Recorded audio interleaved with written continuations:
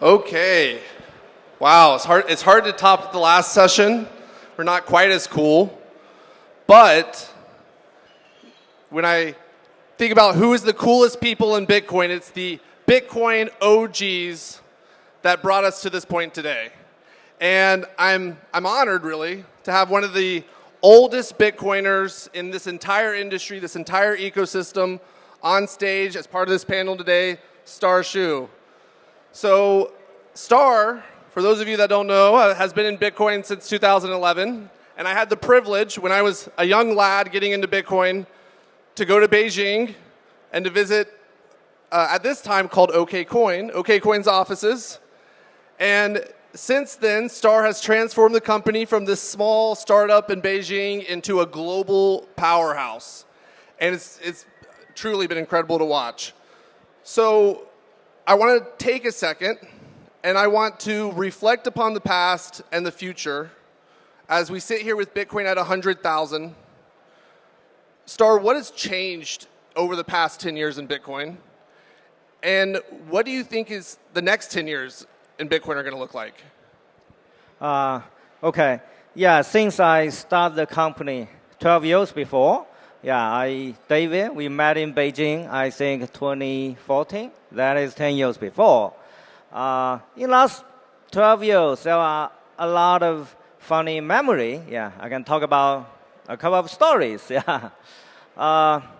We all know there is a funny story. A guy used 10,000 Bitcoin buy a pizza, right? Yeah. So when I buy my first Bitcoin from 2011, I'm also doing mining at that time. We just use a simple server to mine Bitcoin. Yeah. So at that time, nobody believed Bitcoin is the real money. In my mind at that time, the magic bean. So there is an online gaming platform. I think it's shut down many years before, called Just Dice. So at that time, because I mine a lot of free Bitcoin, so every time I use 500 Bitcoin to drop a dice. Yeah. So I can get my coins back. Yeah. Were you the mysterious Just Dice whale? Were you the biggest Just Dice user? Yeah, and the Just Dice has a couple of funny model. You can use Bitcoin to drop a dice. You can also become they call it investor. Actually, the market maker of their pool.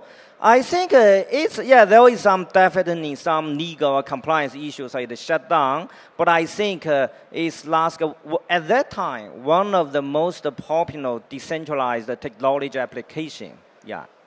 So what do you feel like is different? Like from 2014, when you compare to how you spend your time today, like what's changed in the industry? Yeah, I think when we start getting into the industry, nobody believed the crypto industry can one day become such an economy. So when I started my company in China, I never believed regulator will talk to me. A couple of years later, central bank talked to us. I said, who is central bank? Central bank should manage trillions money. Why they go to us? Yeah, I think last so many years we see Bitcoin or the crypto industry create a lot of very successful crypto assets. So Bitcoin ETF, everybody can easily access to the Bitcoin ETF. There are other success assets like Ethereum, Solana. But I think in the future, all we can say, 2025 is like a new start for crypto applications, including Bitcoin application. Yeah. So in the past, there were some applications, as I say, Just Dice, as we see, RV on the Ethereum chain. But I think in last couple of years, the whole industry learning, first, how to make your product, your technology easy to use to mass retail user. Second, how to work together with the regulations, with the rules.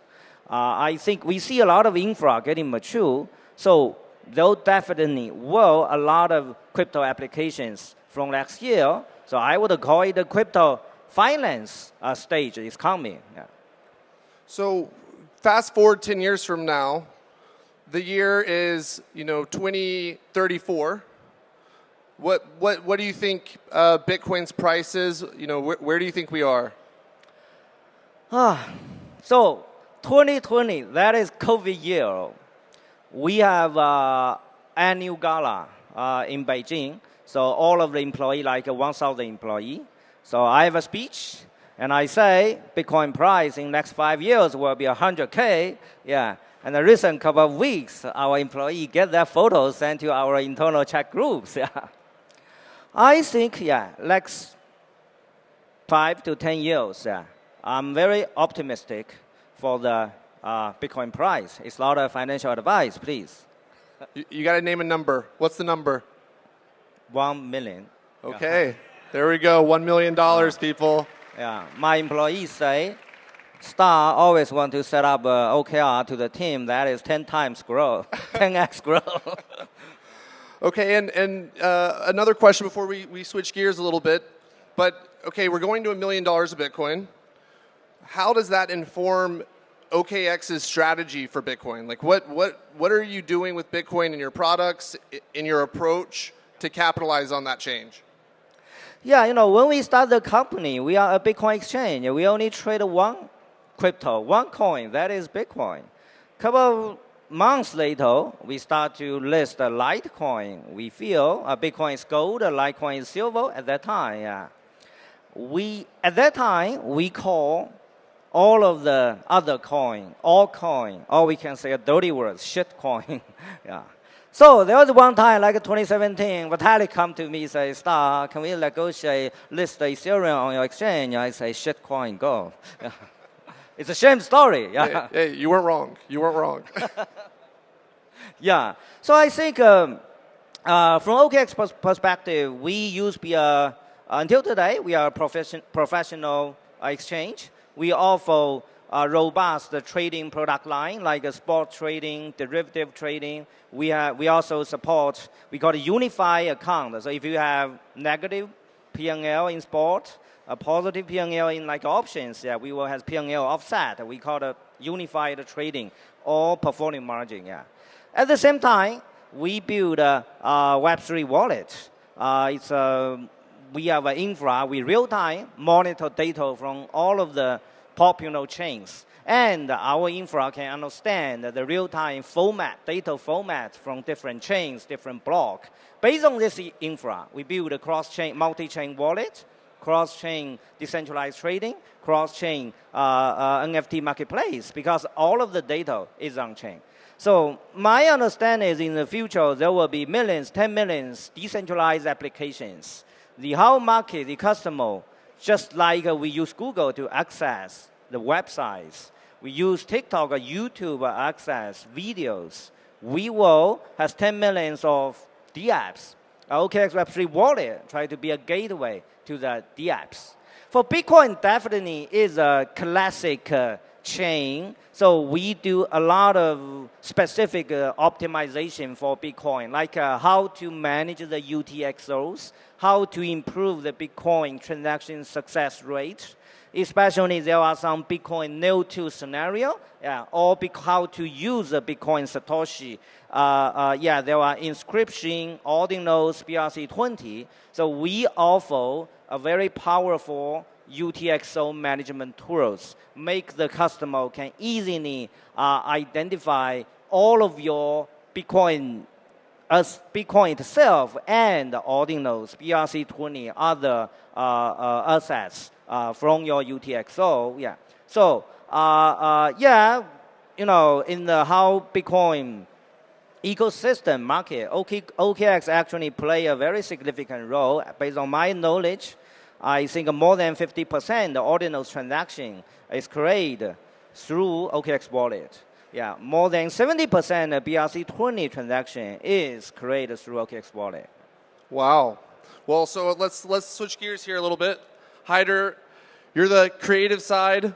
You're the public-facing side. Talk about how you all approach the Bitcoin ecosystem. What caused you all to be first movers to ordinals, to UTXO-based projects, and to really kind of dominate this Bitcoin Season 2 market? I think it's our moves on Bitcoin started before the Bitcoin dominance season. we've always felt that Bitcoin is the foundational layer of our crypto markets. So, when you think about our exchange, Star was talking about the early days of most exchanges. I think OKCoin at the time or Coinbase, everyone sort of focused on Bitcoin, and then eventually we started to list other assets. So our DNA of our company has always been to be Bitcoin first. When you look at our self-custody wallet, the vision around that has always been, hey, how are we going to build the ultimate wallet that has cross-chain support, but it is a Bitcoin first wallet? So you heard some of the numbers from Star. I think overall 50% of the Bitcoin on-chain transactions happen on our platform. That's really an incredible number. Yeah. Congratulations. Thank you. And you look at ordinals, we were first movers on ordinals. We were first movers on BRC20 support, first movers on inscriptions. And so we have a really dominant market share for these utilities that are now being introduced within the Bitcoin ecosystem. And I think we're watching Stacks, what they're building. There's a sense of excitement in our company for how Bitcoin and the network can be programmed to bring more utility. So I think as a company, our brand, our vision, we'll always be Bitcoin first for the future. So I feel like what $100,000 Bitcoin prices represent is that Bitcoin is going mainstream right now. Talk about what y'all's approach is to harness that. And I went to my first Formula One race yesterday, courtesy of OKX. And right there on the McLaren car, as it's crossing the finish line, OKX right across the side. I mean, it's pretty spectacular to see the growth of Bitcoin companies in the real world. So how do you think about this? What's the approach? And how effective is it?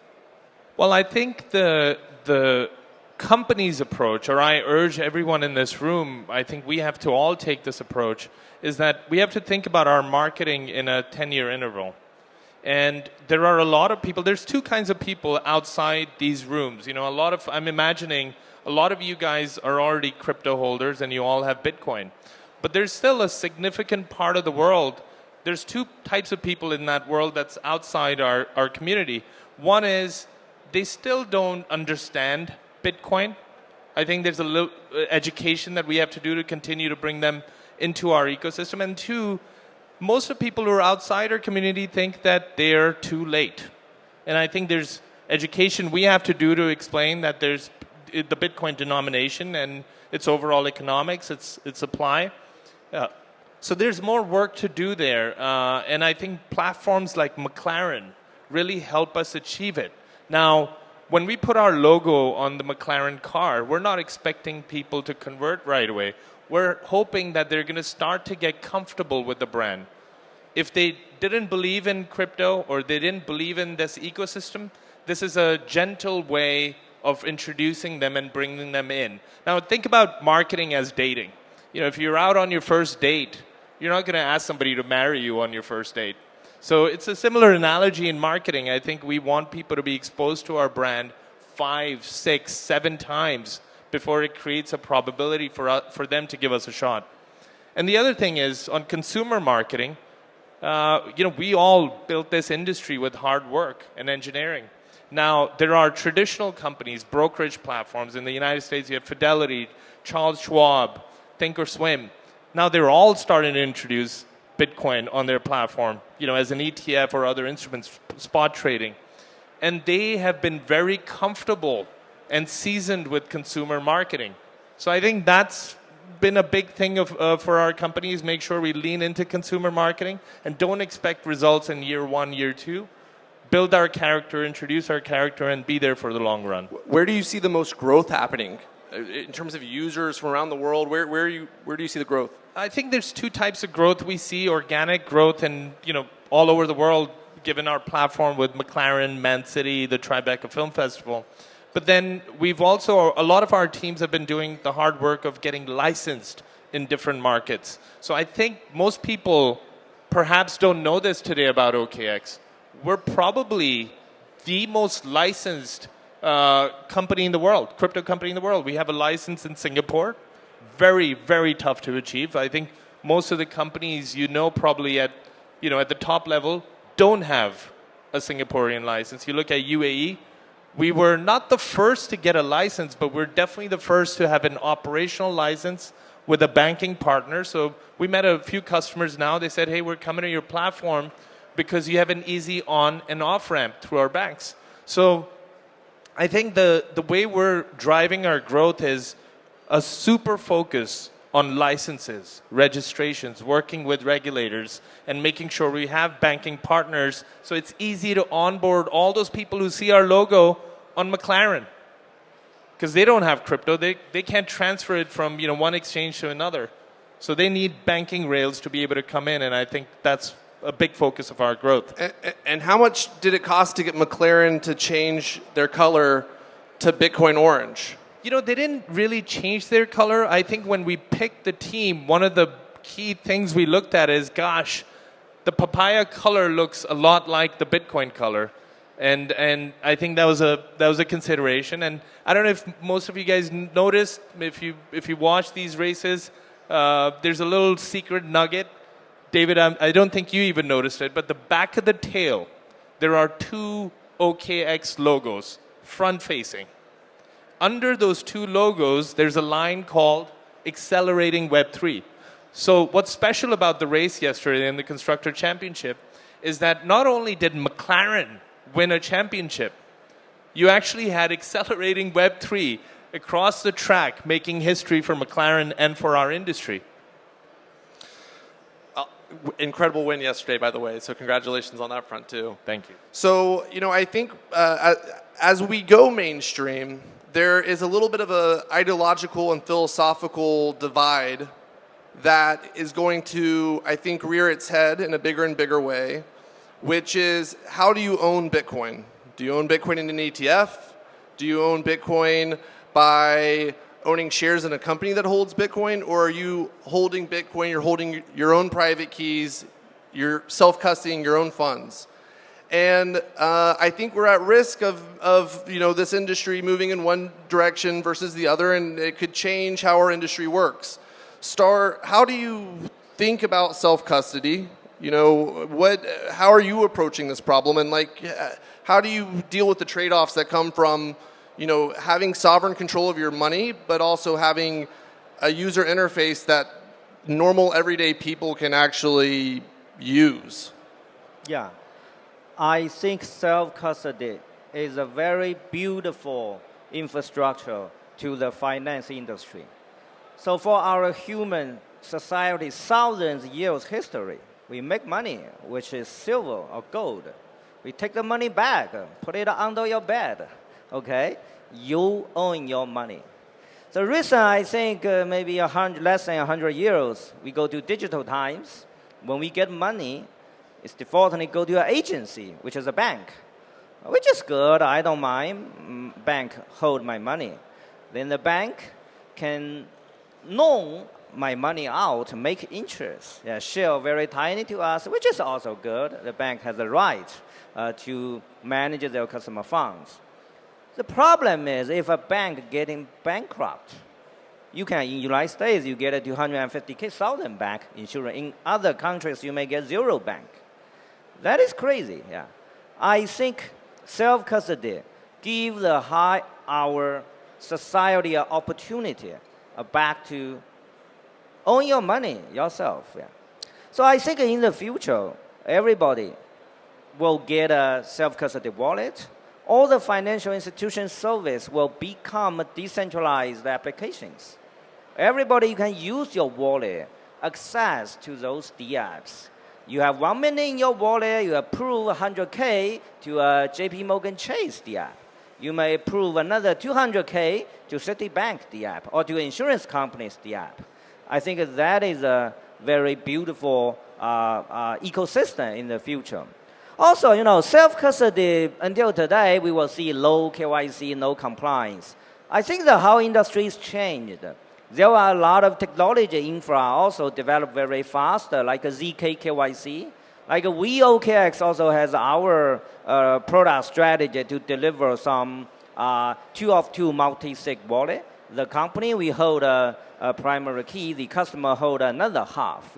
Yeah, the customer need to trust us But the company, we can level abuse customers' money without the customer's permission. With this infra, we can add a KYC layer to this wallet. We can add a transaction monitoring layer to the wallet. And it will be a fully compliant wallet. It can access to all of the regulated financial service. I also believe the KYC or compliant self-custody wallet will accelerate the real-world asset tokenization. So an idea that is we were talking about last night, Bitcoin superpowers. The United States has a fresh view on Bitcoin. What would be your advice if you were sitting here with Donald Trump about what the United States should do to become a Bitcoin superpower? What does that mean to you? And who do you think is the next Bitcoin superpower? You know, when I get into the industry, there are always a question. You invest in Bitcoin, or you invest in a company, or equity, or you invest in a fund. So in last, I think, more than 15 years, right, after 2009, Bitcoin is created. It's always you invest Bitcoin, you hold Bitcoin is the most right decision. I would think this trend will be continued. Yeah. So there are a lot of smart traders, smart investors, smart asset managers. But I think the most smart way is, sell your Bitcoin as President Trump say. Yeah.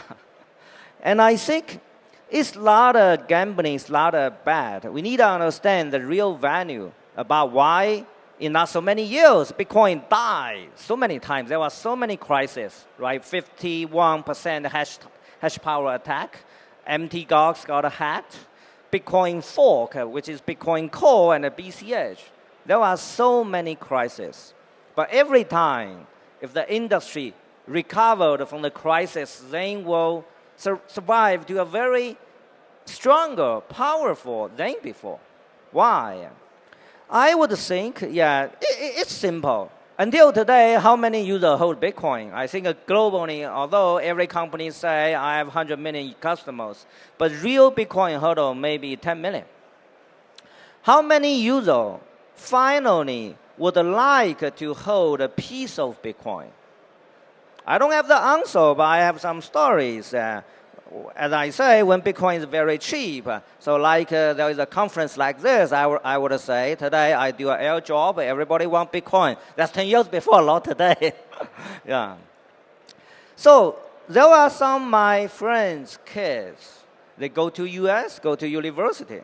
The level contact me. Like because they have a birthday, I give them 1 Bitcoin. Couple, maybe 5, 8 years later, they go to US, go to university. The level contact me. Someday they message me, Uncle Xu, how are you? I think I'm good. Are you healthy? I say in Chinese words, it's like, how are you? Okay, I'm healthy. What are you doing? How is your work? My work is good. Why you ask me this question? Then you give me a Bitcoin a couple of years before. Where is that Bitcoin? It's a use. When I give him Bitcoin, he's 10 years old. He back to me when he is 18 years. I see these trends will continue to grow. I'm also see any country with the right Bitcoin reserve strategy will become a strong economy leaders. Yeah. Who do you think is the next Bitcoin superpower? Where would you bet? I think, U.S. definitely is a great market, great country. Yeah. Okay, I was hoping we'd get a leak here that China's the next Bitcoin superpower, but we'll next conversation. So, Haider, same question to you. You're sitting down with Donald Trump. What would you like to see from a fresh administration on Bitcoin in America, this fresh era for Bitcoin? What would be the most impactful for y'all's business? Well, I think, first off, we have to retain this innovation within United States. I think that's very, very important. So, I don't know if we need to deregulate the industry, but I think there needs to be common sense regulation that allows builders to stay in Silicon Valley. Because You can imagine, we both know a lot of the builders left, over the last 4 years. They went to different parts of the world to build. And I think we need to bring them back. So I think that's probably number one. Number two is, I hope that this new administration will welcome companies from other parts of the world. Our company, for example, we have the potential to create hundreds of thousands of jobs in the United States, bring billions of dollars of net capital into the United States. And I think my hope is that it will be a friendly environment for crypto, but it will be a friendly and level playing field for everyone, especially us. And I think when you look at the US, there's not a lot of choice. You've got one big player in the United States. I think that we are the next alternative for people. We don't charge criminal fees. We are a very friendly platform, and I think that's what I'm most excited about, and I'm hoping that the new administration will open up the gate and welcome us and let us do more job creation, let us bring more capital, and give Americans a new alternative. Well, I want to thank OKX for everything that they've done for Bitcoin for the past decade that has taken us to $100,000 Bitcoin prices, and I want to thank y'all for everything you're going to do for Bitcoin to take us to $1 million Bitcoin prices. So can we give them a round of applause, everyone? Thank you. Thank you. Yeah.